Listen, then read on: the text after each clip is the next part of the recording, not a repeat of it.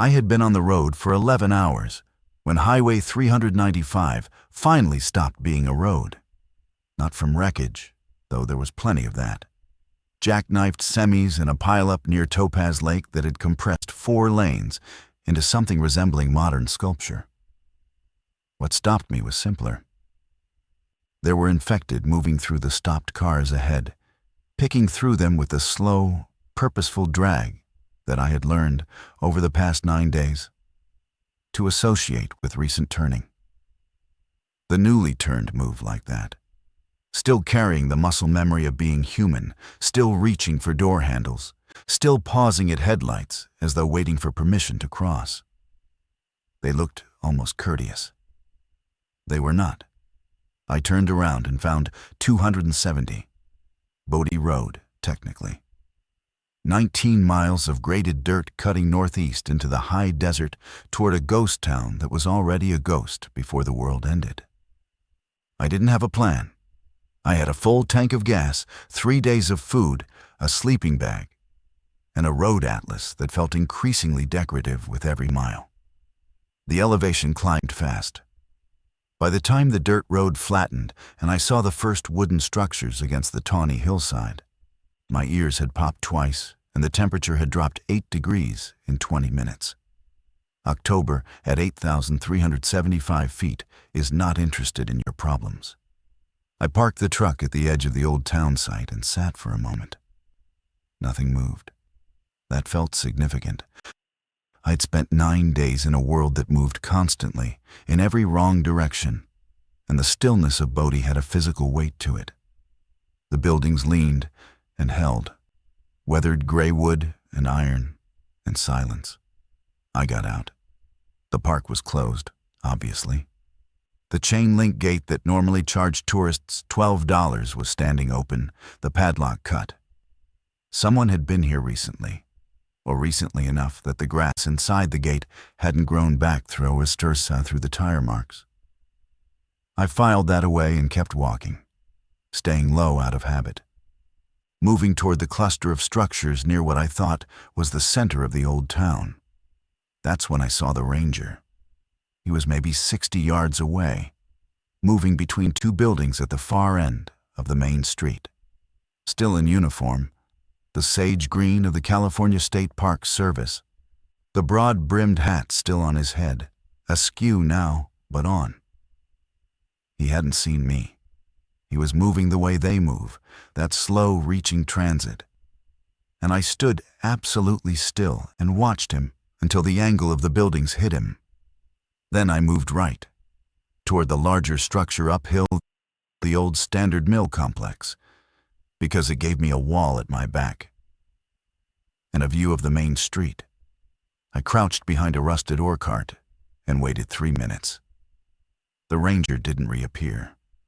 That's when I saw the door. It was set into the hillside, maybe 40 feet beyond the mill structure, framed by timber planking that had been weathered and stained to match the century-old construction around it. The craftsmanship was specific and deliberate. Whoever built that framing wanted it to disappear, and it almost did. But the hinges were wrong. Modern hinges don't weather gray in a season. These were new, underneath a surface treatment meant to age them. I know what new metal looks like under old paint because I spent 3 years restoring cars in my mid-20s, and my eyes registered the difference without asking permission.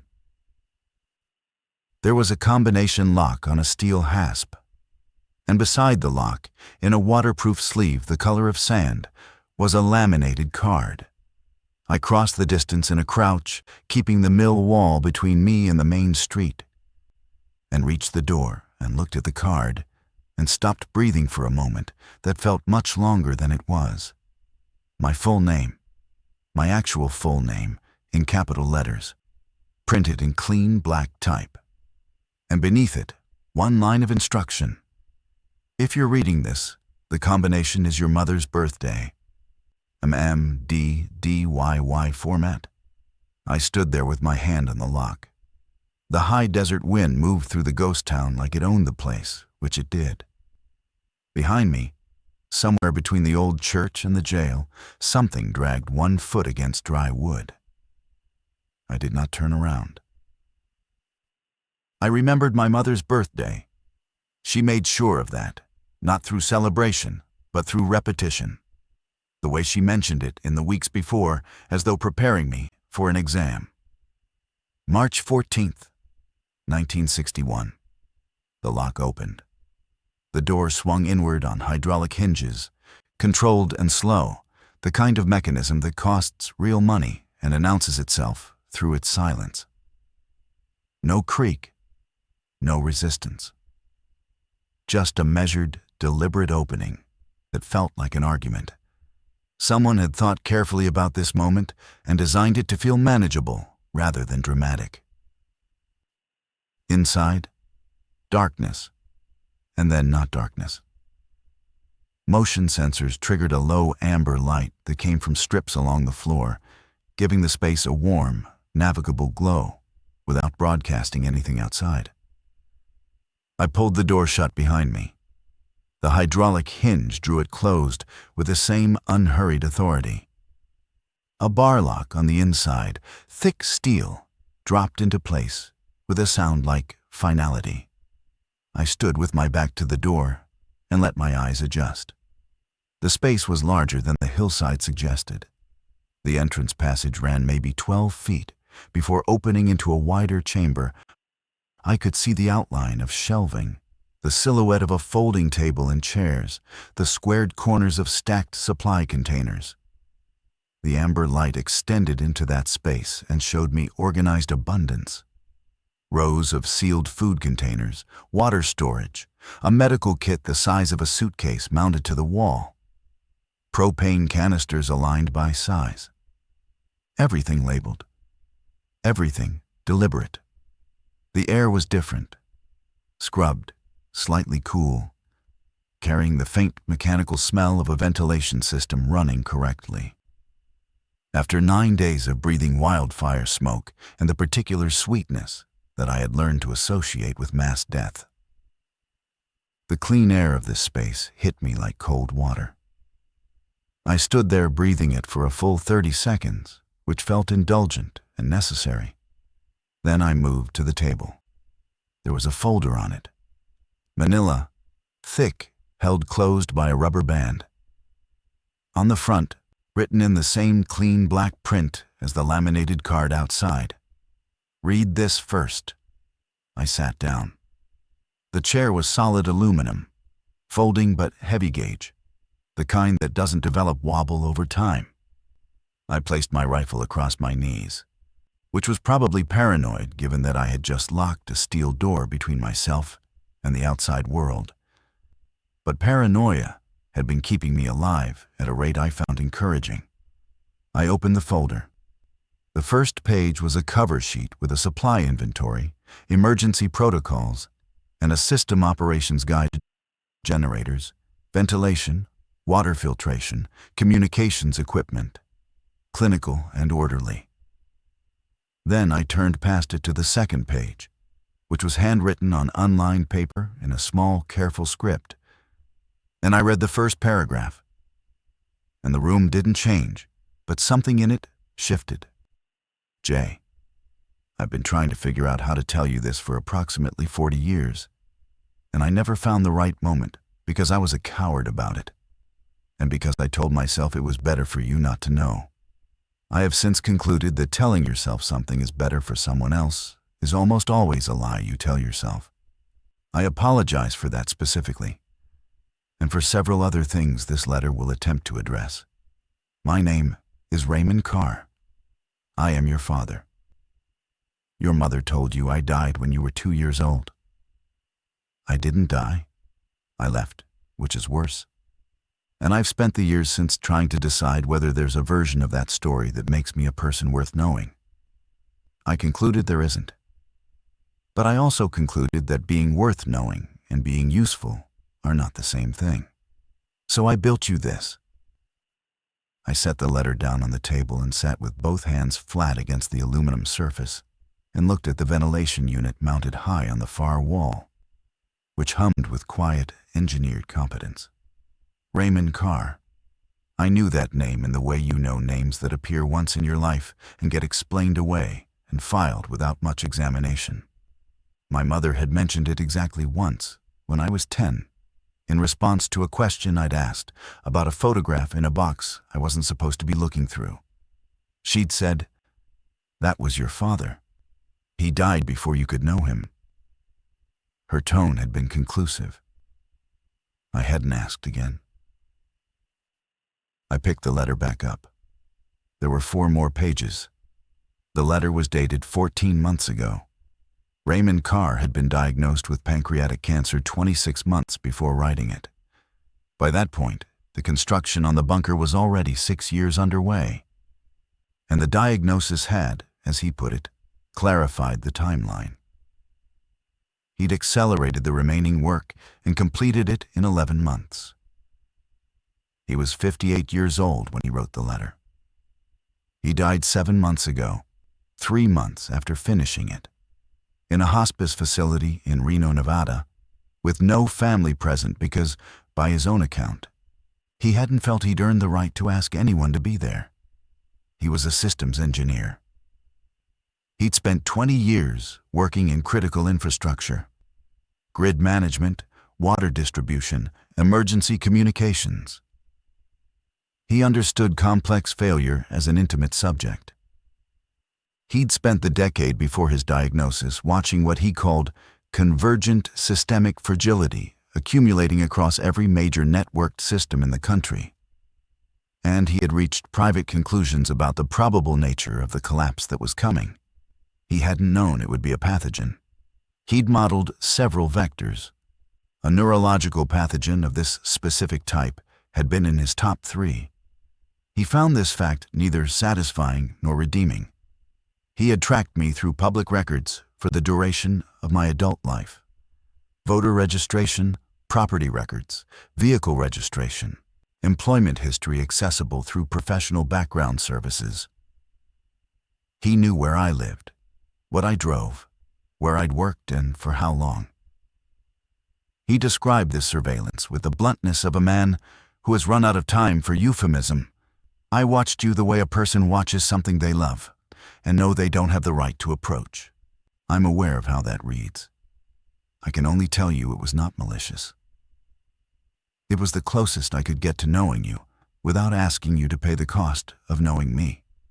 He had chosen Bodie for specific reasons.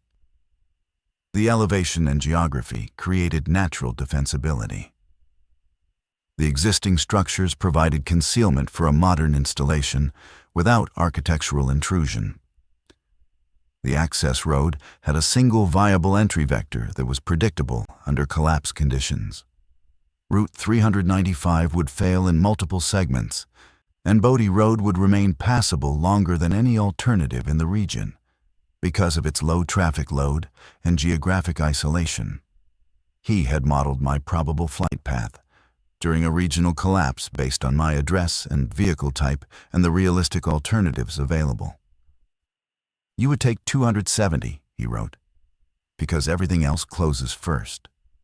I've run this model 47 times with variations on timing and trigger events. You arrive here in over 60% of scenarios where you survive the first 72 hours. I tried to give you the tools to be in that group." I finished the letter standing up, which I hadn't intended. The last paragraph read, "I don't expect forgiveness. I'm not sure forgiveness is the right category for what I did. Not bad enough to require it, not good enough to deserve being near it.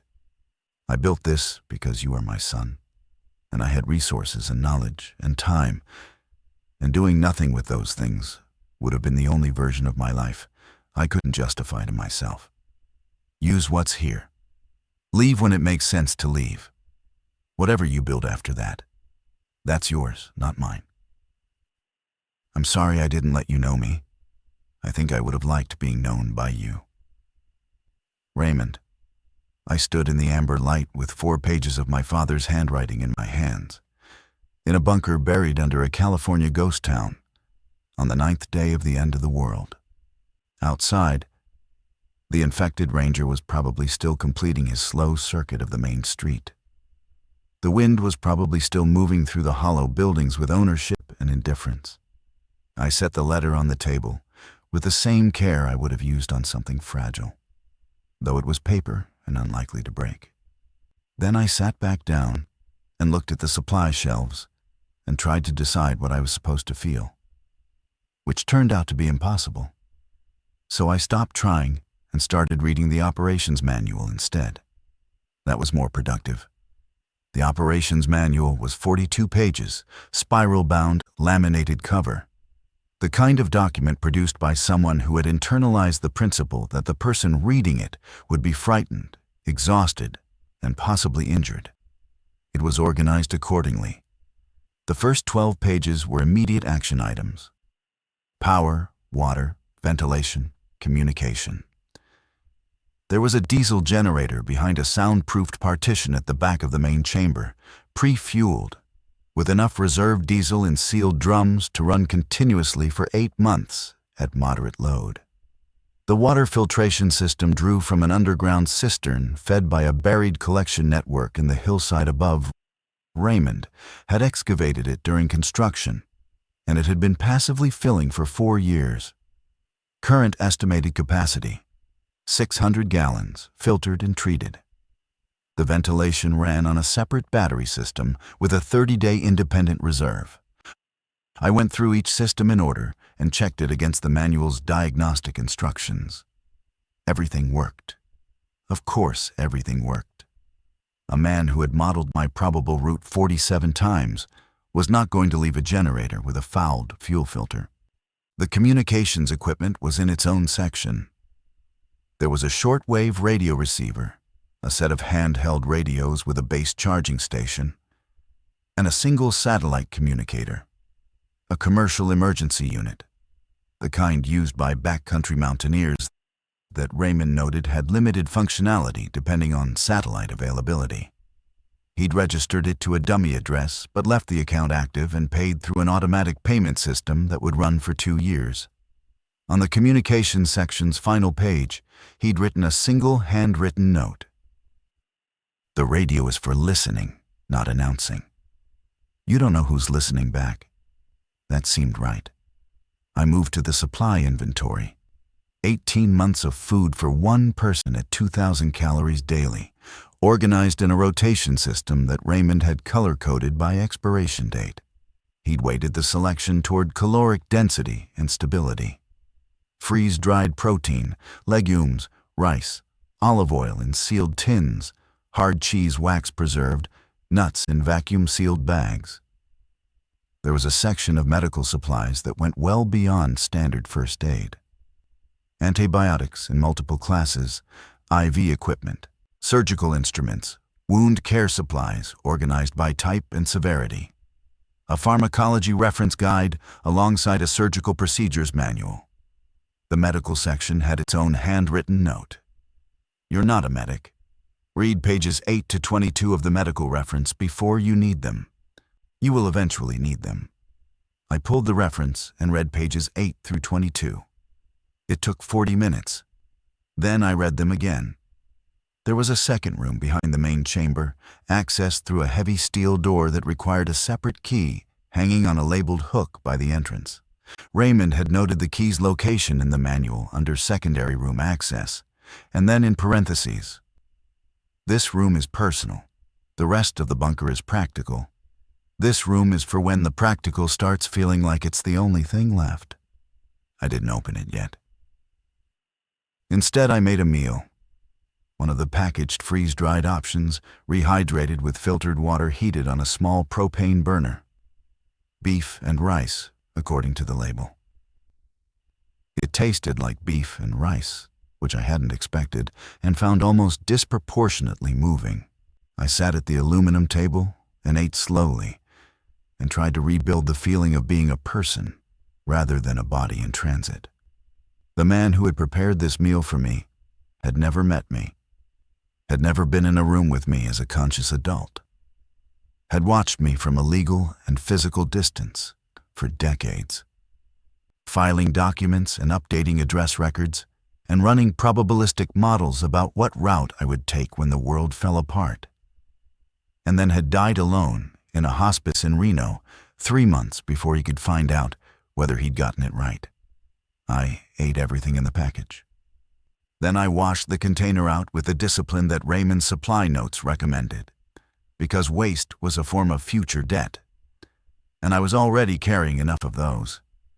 The maps were the most unsettling thing, not because they were detailed, I'd expected detailed. Raymond was a systems engineer who had spent 20 years in critical infrastructure. Detail was his native language.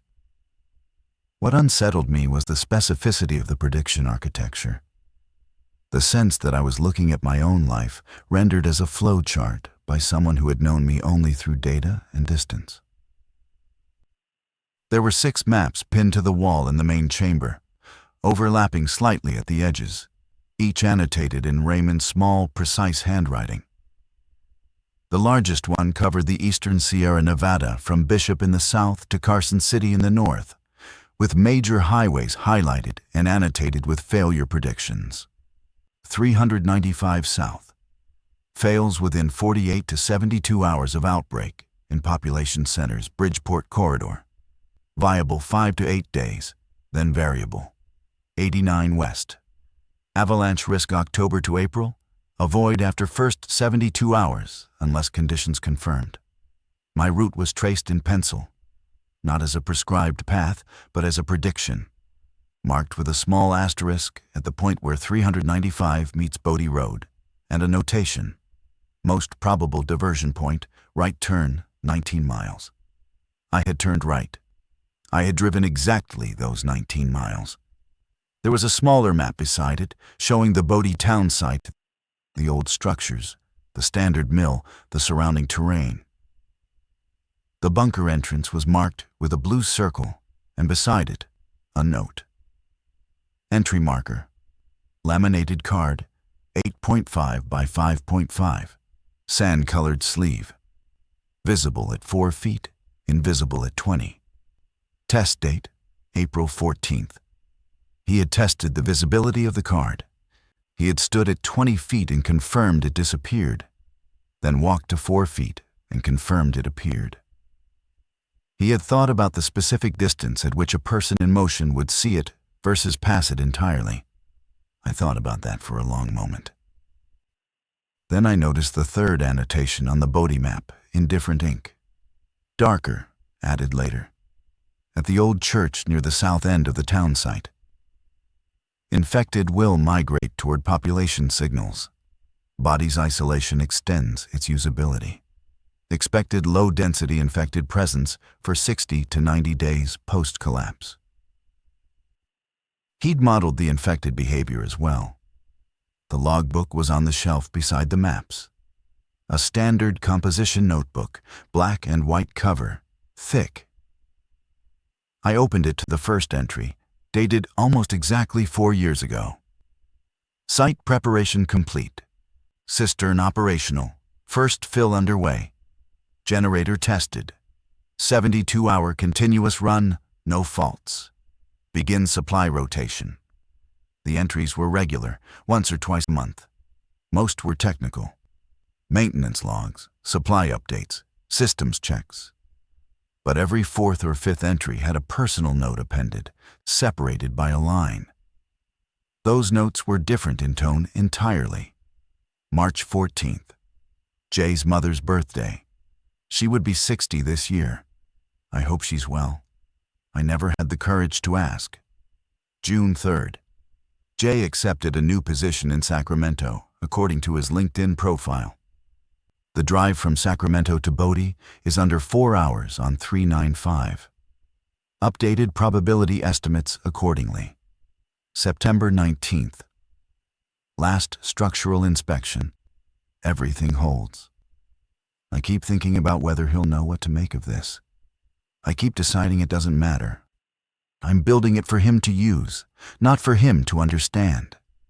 The last entry was dated 7 months ago, 3 days before the hospice admission date that Raymond had included in his letter. All systems nominal. Supplies current. Documentation complete. The card is in place. I drove out here one last time and checked everything and sat in the main chamber for an hour. It's a good space. I think he'll be able to breathe in here. I should have been braver. R. I closed the logbook carefully and set it back on the shelf, in the exact position I'd found it, which didn't make sense as a practical action, but felt important regardless. I found the periscope on the afternoon of the first day. It was integrated into the main chamber ceiling. A fixed optical tube mounted at a slight angle, aimed through a sealed housing in the hillside toward the main street of the town site. The manual described it on page 7. Observation port, passive optical, no electrical component. View is fixed at approximately 120 degrees toward the main street axis. Do not attempt to adjust. I looked through it and saw the empty main street and several of the old buildings, and in the middle distance, the ranger. He had moved perhaps 60 yards since I'd last seen him, and was now standing beside what I thought was the old Dolan house, one hand resting against the weathered wood as though he'd stopped to look at something. He stayed like that for several minutes, then moved on. I watched through the periscope for a while without finding anything else. When through the dry grass, the cold afternoon light losing its warmth by degrees. Then, an hour before what I estimated was sunset, 2 figures appeared at the far south end of the main street. They were moving fast, which was immediately distinct from everything else in the town site. The infected moved in that slow, reaching way, and the ranger had been drifting in his lazy circuit for hours. These 2 were running, or near running, bent forward under the weight of packs, heading north along the street with their heads on a constant swivel. The first was a woman, mid-30s, I thought, though distance and the periscope's slight distortion made certainty difficult. She wore a dark jacket and a gray hat and moved with the mechanical efficiency of someone who had been moving like this for days. The second was a boy, maybe 15 or 16, close behind her, matching her pace with the slightly loose-limbed stride of someone who hadn't fully grown into his legs yet. They hadn't seen the ranger. The ranger had, I realized, seen them. He had oriented, which is the word for what infected do when they've registered a target. Not turning exactly, but a subtle realignment of the whole body, like a compass needle settling. He was behind and to the left of them, maybe 40 yards, and they were moving away from him without knowing it, which was luck. But the luck had geometry. They were heading toward the cluster of cabins near the north end of the street, and the ranger's drift was going to intersect that cluster eventually. I stepped back from the periscope and looked at the steel bar on the door. I had 18 months of food for one person, a facility built to specific caloric mathematics. A man's 8 years of planning, reduced to one name on a laminated card and one survivable set of variables. Delia and Milo, I didn't know their names yet, disappeared into the largest cabin at the north end and pulled the door shut behind them. I looked at the bar. Raymond had written, "I tried to give you the tools to be in that group." He hadn't specified which group. I spent 11 minutes standing at the door. I know it was 11 minutes because I was watching the sweep of the second hand on my wristwatch, which had been my grandfather's, and which I had wound every morning for the past 9 days with a kind of compulsive reliability that fills the gap left by everything else that stopped working. The watch had been in my family for 41 years and had never missed a minute, which now felt like the most functional legacy in my direct experience. During those 11 minutes, I ran through the full catalog of Raymond's reasoning. One person, specific caloric math, predictive model built for a single survival scenario. I thought about how much complexity 2 additional people introduced. Not just resource complexity, but behavioral, relational, medical. I thought about the ranger making his slow approach through the ghost town's north end, which the periscope confirmed at minute 4, when I checked it and saw him perhaps 30 yards closer to the cabin cluster than he'd been. I also thought about the boy's loose-limbed stride and how old Raymond had been when he decided I would be better off not knowing him. At minute 11, I took the bar off the door. I eased out into the cold, pulling the bunker door to without latching it, and moved along the hillside to the cover of the mill structure. The ranger was moving between two buildings on the far side of the street, angled toward the cabin cluster. I could hear, faintly, the sound of something being pushed against the inside of a door. Furniture, probably, someone barricading the entrance. The terrain between me and the ranger was open, flat, no concealment. I had the rifle. I had 6 rounds in the magazine and 4 more loose in my jacket pocket, which Raymond had stocked with the specific ammunition the rifle used after noting its make and model in the logbook. Confirmed from California DMV records, registered firearm, .308 bolt action. And a note: 10 rounds is enough to be useful and not enough to feel brave. This is intentional. I didn't fire from the hillside. Sound carries at altitude, and the ranger was not the only infected in this space. I'd confirmed 3 others during the afternoon's periscope survey, drifting at various distances through the town site's outer margins.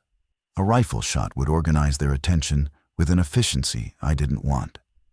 Instead, I crossed the street at a diagonal, moving parallel to the ranger's path, but faster, until I was between him and the cabin.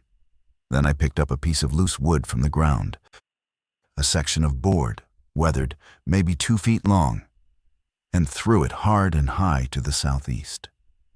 It landed 30 yards away with a clean, distinct crack against the dry ground. The ranger stopped, oriented, moved southeast. I crossed the remaining distance to the cabin, knocked twice in a pattern that sounded deliberately unlike infected movement, and said in a voice I kept as low as I could make audible, "There are 2 of you. I'm alone. Don't open this door for the next 30 seconds. Silence from inside. Then a woman's voice, flat and controlled. "Who are you?" Not a question exactly, an assessment. "Someone who lives in a hill," I said. "I'll explain when it makes more sense to do that." 30 seconds. I watched the ranger complete his slow investigation of where the board had landed, find nothing satisfying, and begin a wider search pattern that took him further from the cabin. When I was confident in the geometry, I knocked again, twice, then once, and the woman opened the door 6 inches and looked at me through the gap with dark eyes and a completely neutral expression that I respected enormously. "How many infected in this area?" she said. 4 total that I've confirmed. 1 I neutralized this morning. 3 active. The one I just redirected is the immediate concern, currently moving southeast. You have maybe 5 minutes before his pattern brings him back." She held the 6-inch gap for 2 more seconds. Then she opened the door fully and stepped back. Her name was Delia Marsh. The boy was Milo, her nephew, 16 years old, and he'd been with her since day 3 of the outbreak, when she'd found him walking alone on US 3958 miles south of Walker. He didn't offer his last name when I asked, and Delia's slight headshake told me not to push it, so I didn't. We were inside the cabin in the dark, the door rebarred behind us, speaking at the level of breath. The cabin was 1 room. Original settler construction, a fieldstone fireplace at one end that hadn't been lit in a century. Cold seeping through every gap in the planking. Delia had a medical background. She didn't specify, but the way she'd already cataloged the cabin's injuries and resources when I arrived, and the way she looked at my hands when I raised them briefly to indicate I wasn't armed in the immediate sense, told me she was accustomed to clinical assessment as a reflex. I learned later she'd been a field medic with a wildfire response team for 7 years before transitioning to emergency medicine. She'd been driving home from a conference in Reno when the interstate collapsed. Milo sat against the wall with a pack between his knees and watched me with the specific quality of attention that belongs to people who have learned that reading someone quickly matters. He hadn't spoken yet. That was a kind of intelligence. "The vehicle outside," Delia said. "The truck, that's yours." "Yes." "And you've been here how long?" "Since this afternoon." "Where are you sleeping?" This was the question I'd known was coming. I looked at her in the near dark and made a decision that I suspected was irreversible in the specific way that most real decisions are. Not catastrophic, just permanent. "There's a shelter in the hillside behind the mill complex," I said. "It's underground, fully equipped. I'll take you there tonight." She didn't ask how I knew about it. She looked at me for a moment, then at Milo, then back at me. "How many can it hold?" "It was built for one." "But it can hold more." "Yes." "Why are you offering?" I considered the honest answer, which was complicated, and then gave it anyway. Because someone built it and thought very carefully about who would use it. And I think what he had in mind was more than just keeping one person alive in a hole. Delia absorbed this without visible reaction. Then she said, "We'll need to move after dark. The open ground between here and the mill. Is it clear?" "At last survey, yes." "That changes. We go at full dark, move quietly, no lights. There's a door that opens inward. I'll go first." We waited for full dark. In the interval, Milo finally spoke, which surprised me. His voice was lower than I'd expected, carrying the slight roughness of someone who had been spending his vocal cords at extreme economy for days. "The truck," he said. "Can we take it when we leave here?" "Yes." "Good." He pulled his pack slightly closer. "I just want to be somewhere with a plan." I didn't tell him that the plan had been made by a man who was already dead. That could wait. The crossing was 53 yards of open ground in starlight. No moon. I'd checked the moon phase in Raymond's laminated information packet, which included an astronomical calendar for the current month, because of course it did. The open terrain between the cabin and the mill reflected the cold starlight enough to navigate, but not enough to be obvious from any significant distance. And we moved in the order I'd set. Delia first at a crouch, Milo second, me last, all three at 10-yard intervals so that we weren't a single clustered target. The ranger appeared at the corner of the Dolan house when Delia was 12 yards from the mill wall. He was not moving toward us. He was doing his drift pattern, crossing left to right across my line of sight, not yet oriented. I put my hand up, flat, and we all stopped and went still, 55 seconds of stillness in the cold, while he dragged his direction across the open space without finding us. Then he moved past the corner of the building and out of the starlight. 14 yards to the mill. We crossed them. I got the bunker door open and Delia went in first, Milo right behind her.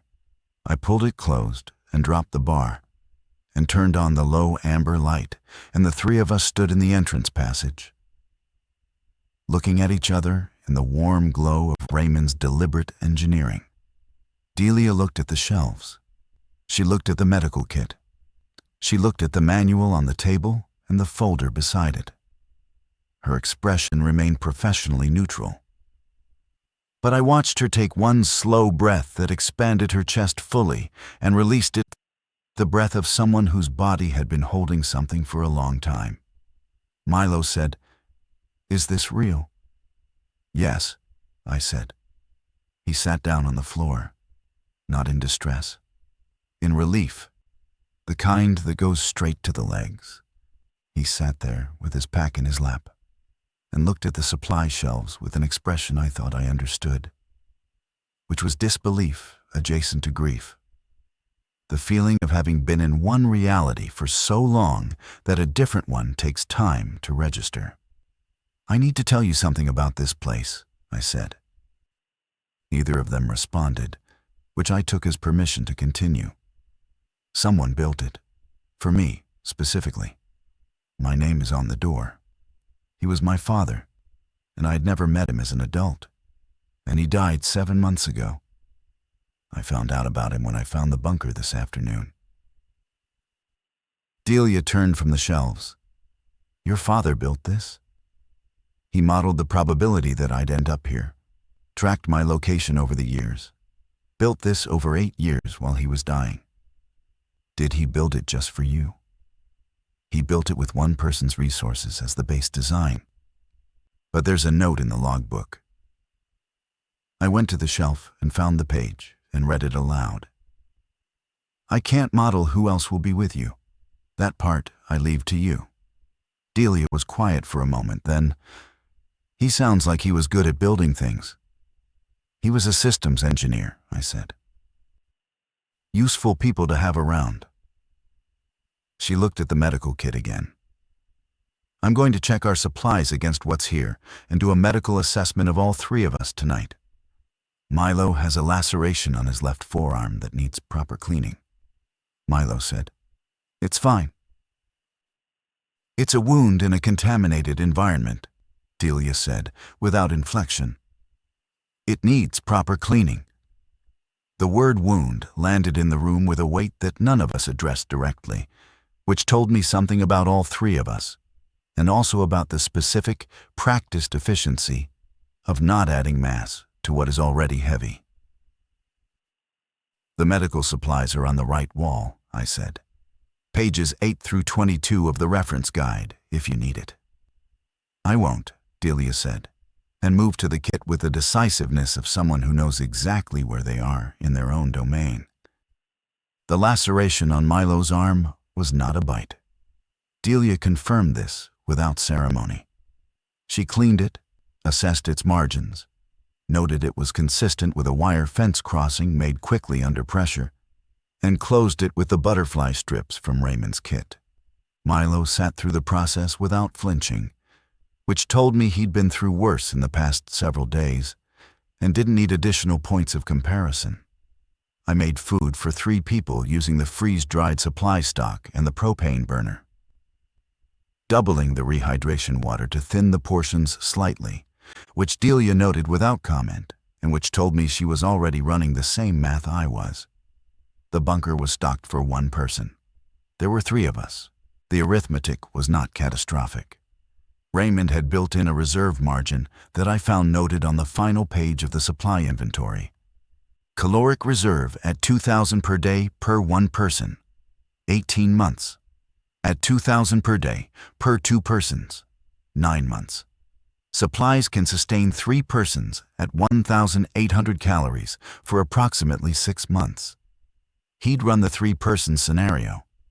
He'd done the math. Of course he had. We ate at the aluminum table.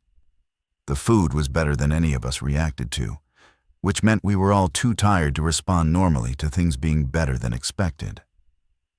Milo ate efficiently and without conversation. Delia cataloged the main chamber while she ate, her eyes moving across shelves and systems, with a constant, low-grade inventory habit of someone who had spent years working in environments where resource awareness was a survival trait. When we finished, I washed the containers by Raymond's method and set them to dry and sat back at the table with the folder. "He left a letter," I said. 4 pages. The rest of it is operational." "You don't have to share it," Delia said. "I know." I looked at the folder. He wrote a line in the logbook. He said he built this so I could decide what to do with it. He didn't specify what that meant. "What do you think he meant?" "I think he meant it wasn't a tomb." I paused. I think he'd spent a long time building things that were meant to function after he was gone. And he understood that anything he built would become what the people inside it made it. He was a systems engineer. He knew that human variables are the hardest to model. Milo said from across the table, "Is there a room back there?" He was looking at the secondary door, the heavy steel one with a separate key. "Yes," I said. "What's in it?" "I don't know yet." The label said personal. Delia and Milo looked at each other briefly in the way of two people who have already negotiated the terms of a relationship under pressure and reached an understanding without needing to say it aloud. "You should open it when you're ready," Delia said. "Not before." I left the key on its hook and turned off the main light and let the motion sensor ambers hold the space. "We'll keep a watch schedule, 3-hour rotations. I have first." Milo said, "I can do it." "I know you can. I have first." He accepted this without pushback, which told me he was smart enough to know when someone needed the specific privacy of a night watch. He rolled out his sleeping bag against the far wall and was asleep in 4 minutes, which is a talent that belongs entirely to the young and the profoundly exhausted. Delia sat with me briefly before her rotation. "You're carrying something complicated." "I'm carrying something that got handed to me this afternoon. Complicated is probably accurate." She nodded once and moved to her sleeping position. I sat at the table in the amber light with the periscope and Raymond's logbook, and the long, specific quiet of a ghost town at 8,000 feet in October, trying to figure out whether gratitude and grief were the same feeling or just adjacent ones, and not finding a clean answer. The secondary room held one man's life. I opened it on the second morning, early, while Delia and Milo were still sleeping. The key turned smoothly in the lock. Everything in this facility turned smoothly, oiled and maintained through Raymond's regular site visits, and the door swung inward into a space roughly the size of a standard bedroom, lit by the same amber motion sensor strips. The left wall was shelving, but different from the main chamber. No freeze-dried food, no ammunition. Books. Real ones. Paperback and hardback both, organized with a system I didn't immediately understand, then did. Not alphabetical, not by genre, but by acquisition date, each spine bearing a small handwritten number. Number 1 was a battered engineering textbook from what looked like the early 1980s. Number 312 was a novel published 18 months ago. His entire reading life in order. I pulled 312 and looked at the inside cover, where he'd written the date he'd bought it, 4 months before his death, and one line. Good sentences. Whoever's reading this should read this one.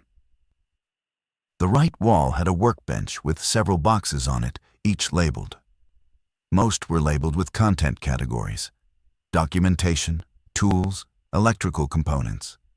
One box, near the end of the bench, was labeled differently. It said, J. Not instructions, personal. Open when practical. I sat on the small folding stool at the workbench and opened it. Photographs first.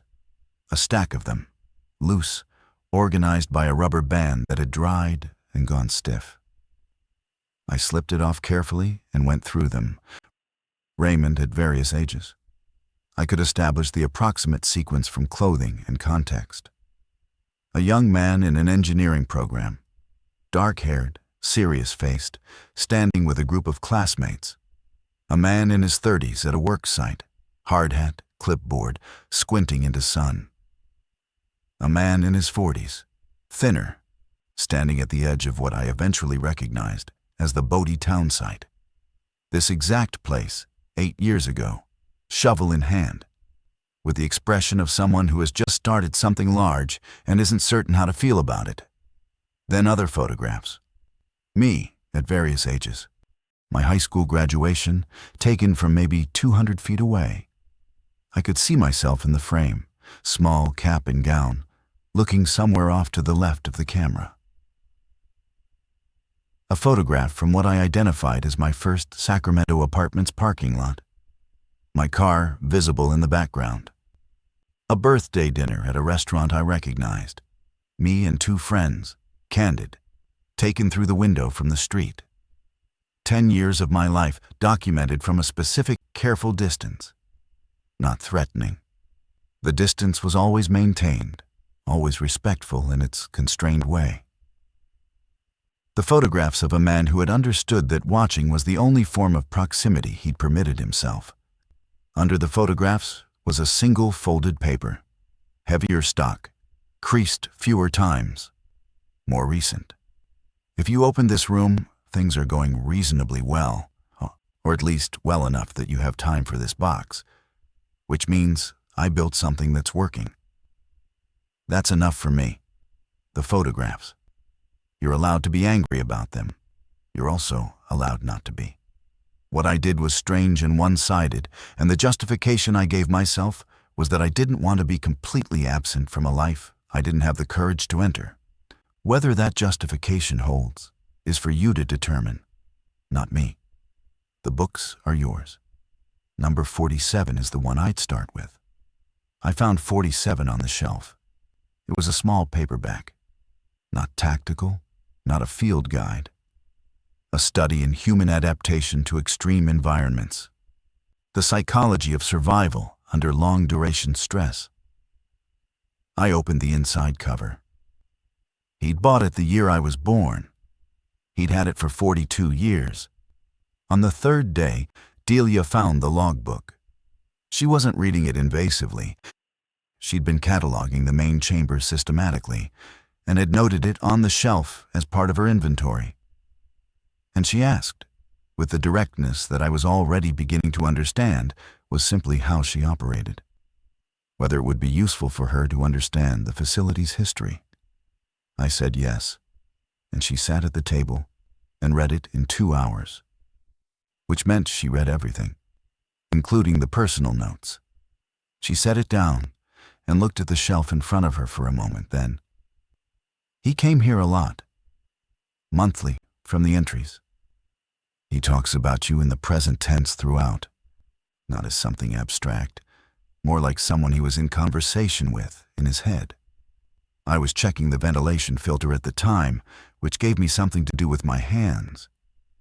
He tracked my address records. I know, he mentions that. He also mentions second-guessing the surveillance every 4th entry or so, deciding he had no right to it, then continuing anyway because stopping felt like a different kind of abandonment." She paused. He was not a simple person. No. Milo lost his father 2 years before the outbreak. Car accident. She said this quietly, without leading anywhere with it. He hasn't talked about it to me. He talks around it. I can see the shape of it in what he doesn't say. I came down from the ventilation check and sat across from her. "Why are you telling me this?"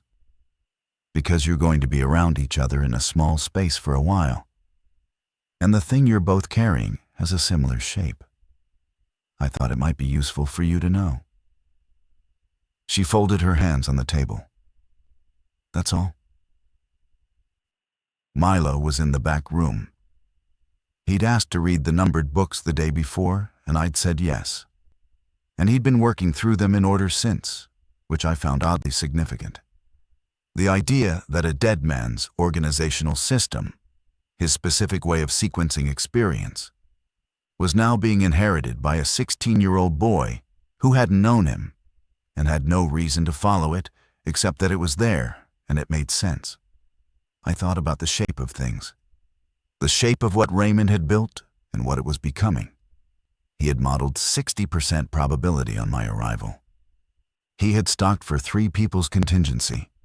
He had written, "I can't model who else will be with you." He hadn't known about Milo's father. He hadn't known about Delia's 7 years of field medic experience, or her ability to read a logbook in 2 hours and extract its emotional architecture with clinical precision. He hadn't known about any of the specific functional people who would fill the chairs he'd bought, but he had known that whoever arrived alongside me would be someone who had survived to get here, which meant someone who had already proven something essential. He'd built a space for competent people. He hadn't needed to specify them. I looked at the secondary room door, standing open now, at the shelf of numbered books, at the box with its photographs and its final folded note. Raymond had said, "Use what's here. Leave when it makes sense to leave." He hadn't said leave alone. By day 8, the infected presence in the town site had thinned measurably. This confirmed what Raymond's map annotation had predicted. Expected low-density infected presence for 60 to 90 days post-collapse. The geographic isolation of Bodie and its distance from population centers meant that the infected here were incidental. People who had wandered in or been drawn by minor sound signatures, not a population that had turned locally. Their pull toward larger congregations eventually won out over whatever had drawn them here. The ranger was gone by day 5. By day 8, the periscope showed me clear Main Street for 12 consecutive hours. We were doing well by the specific metrics available. Delia had reorganized the medical supplies into a triage-ready configuration that improved access time by her estimate of 40%, which I believed completely. Milo had read through the book 47 and was on 52, and had begun leaving the books he finished with small notes on the inside back covers.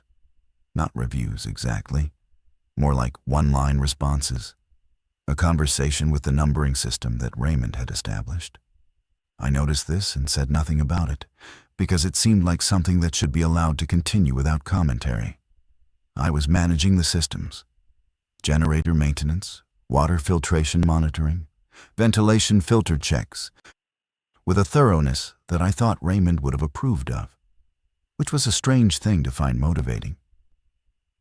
But motivation had grown stranger in recent days, and I'd stopped questioning its sources. On day 8, I found the final section of the operations manual that I'd skipped on first reading.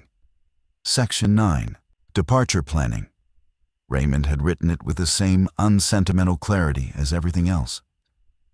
This facility is a transitional shelter, not a permanent installation. It was not designed to be a destination. The following section outlines recommended departure timing, loadout priorities, and route planning for the journey to organized settlement. This section assumes you will eventually leave. Plan accordingly. He had included 3 departure scenarios based on group size and vehicle availability. Scenario 3 was for 3 people with 1 4-wheel drive vehicle, which was what we had. I sat with the manual for an hour. Then I went to the main chamber where Delia was running a systems check of her own and said, "There's a departure planning section." She looked up from the ventilation controls. "When does he recommend?" "A window between day 10 and day 30. After the acute outbreak phase stabilizes locally, but before resource dependency creates what he calls institutional inertia." Delia almost smiled. It was the first time I'd seen anything resembling it on her face, and it lasted about a second and a half before she returned to her neutral operating expression. "What's the route?" I spread the departure map on the table. It was in the manual's back pocket, folded, annotated in Raymond's hand. It showed a route west toward Bridgeport, then south on 395 until a specific junction, then west on a road I didn't recognize, terminating at a location marked with a single word: verified. Beneath it, Raymond had written, "Signal confirmed 14 months ago via shortwave contact. No guarantees of current status, but it was real when I found it, and real things tend to persist." I called Milo in from the back room. The 3 of us sat at the aluminum table with the map between us. And I thought about how Raymond had built this table, chosen this table, estimated that whoever sat here would eventually be making exactly this kind of decision. The table was heavy-gauge aluminum because it needed to last. The chairs were 4 of them, because 1 is a number that assumes certainty about the future, and certainty is expensive. He'd bought 4 chairs. He had bought 4 chairs for a facility he built for 1 person. And I had not noticed that until this moment. And I sat with it for a few seconds, while Delia and Milo studied the route. And I thought, he knew, not who. But he knew that whoever ended up here would not, in the end, be alone. The night before we left, I went back to the secondary room alone. Delia and Milo were loading the truck by the dim light of a filtered headlamp. Carefully, slowly, prioritizing Raymond's recommended departure loadout from Section 9 with Delia's additions, which I deferred to entirely. The truck could carry what it needed to carry. Raymond had specified load distribution in the notes. I sat on the stool at the workbench and opened the logbook to the final entry and read it again. All systems nominal. Supplies current. Documentation complete. The card is in place. I drove out here one last time and checked everything and sat in the main chamber for an hour. It's a good space. I think he'll be able to breathe in here. I should have been braver. I turned the page. There was one more entry, which I hadn't seen before, written on the back of the final page in pencil rather than pen. Faint enough that I'd missed it in the first reading. The handwriting was slightly different. More effort in it. The particular effort of someone writing in a condition that made precision difficult. This is the last time I'm coming here. I didn't plan to write anything else. But I drove out this morning and sat outside for a while before I went in. And I looked at the door with the card on it. And I thought about what it will mean when someone opens that lock. I've been thinking about the engineering of this thing for 8 years. And I haven't thought enough about that specific moment. Someone reaching for the door in the dark, reading their own name, turning the numbers. I hope it feels like something useful. I hope it doesn't feel like a trap. He's going to be fine. I don't have evidence for that. I just believe it. This was the right thing to build. I closed the logbook and held it for a moment, then put it in my pack. The one departure from Raymond's loadout list I'd made. The manual said to leave reference materials in the facility in case of return. I wasn't going to leave the logbook. That was mine. I thought Raymond would probably agree, and I'd gotten better at trusting my read of what he would think, which was a strange competency to develop about a dead man. But grief operates through strange competencies. I stood at the workbench and looked at the 312 numbered books. Milo had reached 61. He'd left his small one-line notes in 60 of them.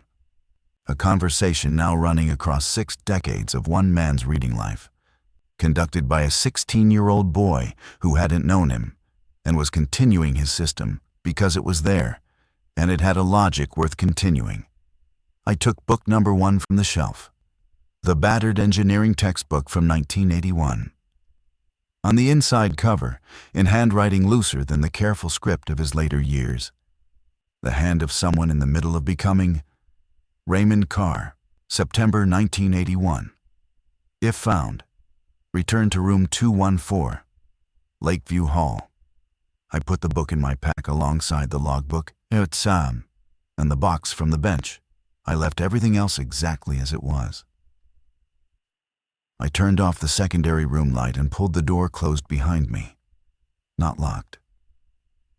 It seemed wrong to lock it now, with the idea of return sitting in Raymond's own notes as a possibility worth leaving open. Then I walked through the main chamber and took one final look at the supply shelves and the systems and the 4 aluminum chairs. And I stepped through the entrance passage and through the heavy outer door into the cold starlight of Bodie's main street. Delia was at the truck. Milo was loading a final pack into the bed. The town site stood silent, in the way that it had always been silent, the silence of a place that had already finished one life and was indifferent to whatever happened next. "Ready?" I said. Milo climbed into the back seat. Delia took the passenger side without discussion, which was the right arrangement for someone with field navigation experience. I got in behind the wheel and put the truck in gear and drove south along the main street, past the old church and the jail and the Dolan house, past the point where the ranger had stood for an hour, doing whatever the turned do in their altered version of being. At the south end of the town site, I stopped, turned on no lights, looked at the dark road ahead.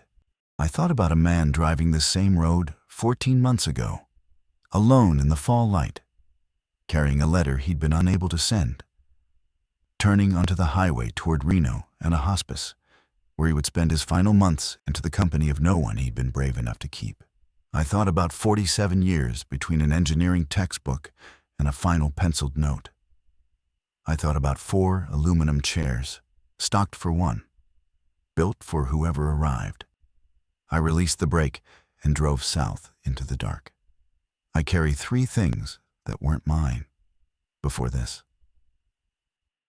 A logbook that ends with the sentence, "This was the right thing to build."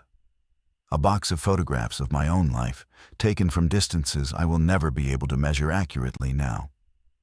A battered engineering textbook from 1981 with a name in it that is also mine, in the way that things become yours before you know they are. Raymond Carr was a man I never met. He was precise and patient and capable of extraordinary planning. He was a coward about one specific thing for 40 years, and then spent 8 more years trying to build something that made the cowardice cost something, rather than simply waste it. Whether it worked is a question I don't think resolves cleanly, and I've decided to carry it unresolved rather than force it closed. We are heading west. Delia is reading the departure map with the focused economy of someone who has always known how to do this. Milo is asleep in the back seat with book 61 open on his chest. I didn't ask to be prepared for. I didn't ask for the specific weight of arriving somewhere and finding that someone already believed in your survival before you had the chance to earn it yourself. I didn't ask for 4 chairs or a 3-person caloric calculation, or a penciled note that says he's going to be fine written by a man with no evidence and no time left to gather any. But I'm carrying all of it. That's what you do with something built for you by someone who ran out of time to give it properly. You carry it forward into whatever comes next. You try to be worth the 8 years. You drive. Let me know in the comments how you liked it, and if you want more stories, please subscribe and click the bell button.